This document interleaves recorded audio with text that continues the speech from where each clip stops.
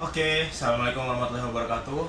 Nama saya Muhammad Karim Noval dari kelas 4AA, nomor absen saya 23. Di sini saya ingin sedikit berbagi tentang accounting change. Yang saya ingin uraikan di sini adalah tentang perubahan kebijakan. Nah, untuk contoh perubahan kebijakan itu sendiri, misalnya dalam penggunaan metode inventory ya, misalnya dari average method itu diubah menjadi FIFO. Terus kalau di prinsip pengakuan pendapatan itu dari cost recovery ke percentage of sales, percentage of completion. Nah, pengertiannya sendiri untuk perubahan kebijakan itu yaitu sebuah penerapan kebijakan yang melibatkan perubahan dari penerapan satu kebijakan akuntansi ke kebijakan lainnya. Nah, yang saya ingin jelaskan ada tiga pendekatan mengenai perubahan kebijakan akuntansi. Itu yang pertama itu currently. Nah, currently sendiri itu perusahaan melaporkan dampak kumulatif atas perubahan yang hanya muncul dalam laporan laba rugi tahun ini. Jadi untuk perubahan kebijakan itu hanya berlaku di tahun ini saja. Misalnya dari bulan Januari sampai Maret itu menggunakan metode inventory-nya average misalnya. Nah, terus dari Maret ya. Nah, April sampai Desember itu menggunakan metode FIFO. Nah, tapi dari dalam tahun itu aja.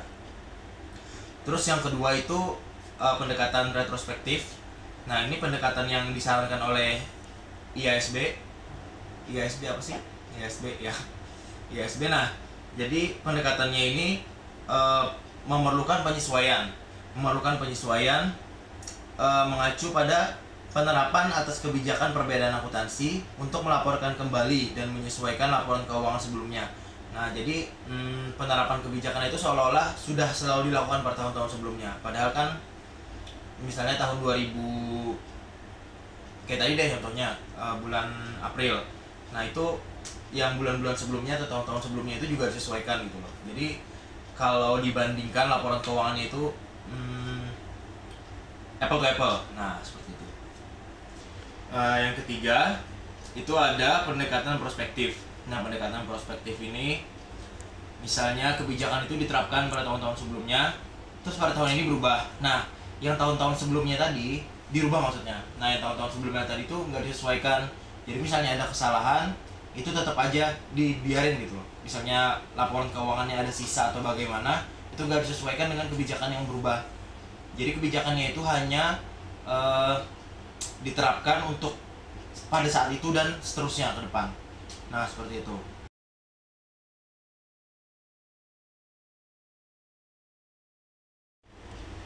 Nah, jadi ada tiga item yang saya tekankan di sini untuk tiga pendekatan dalam melaporkan perubahan akuntansi. Yang pertama tadi currently, yang pada saat tahun ini saja. Terus yang kedua itu ada retrospektif. Nah, itu kita menyesuaikan dari tahun-tahun sebelumnya sampai dengan sekarang, sampai dengan nanti penerapan kebijakan yang diterapkan. Nah, terus yang ketiga itu ada prospektif, yang sebelum-sebelumnya nggak disesuaikan, yang disesuaikan kebijakannya hanya hari ini, saat itu, dan untuk kedepannya. Oke, terima kasih.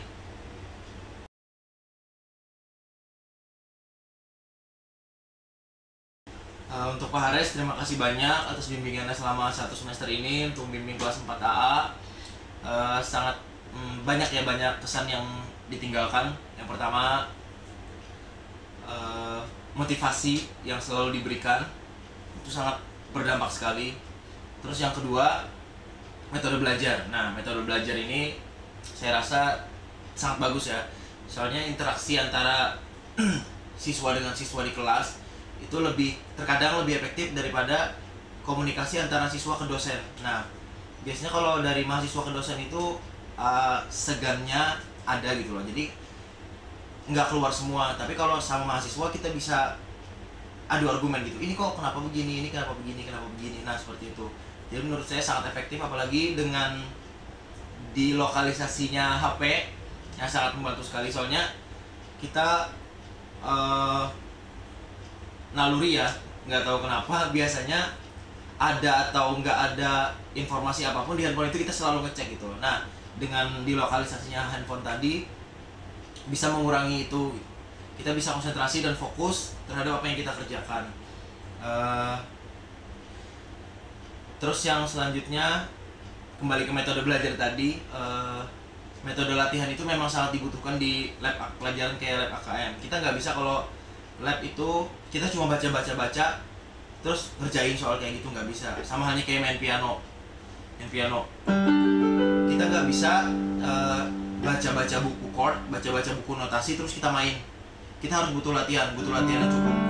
Semakin banyak kita latihan, semakin bagus permainan kita, sama dengan mengerjakan soal lab. Saya rasa begitu. Oke.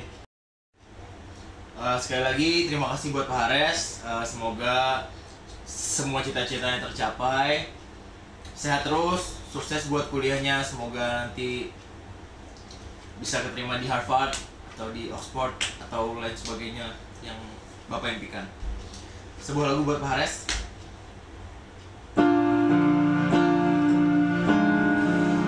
Meski waktu datang dan berlalu sampai kau tiada bertahan, semua takkan mampu mengubahku.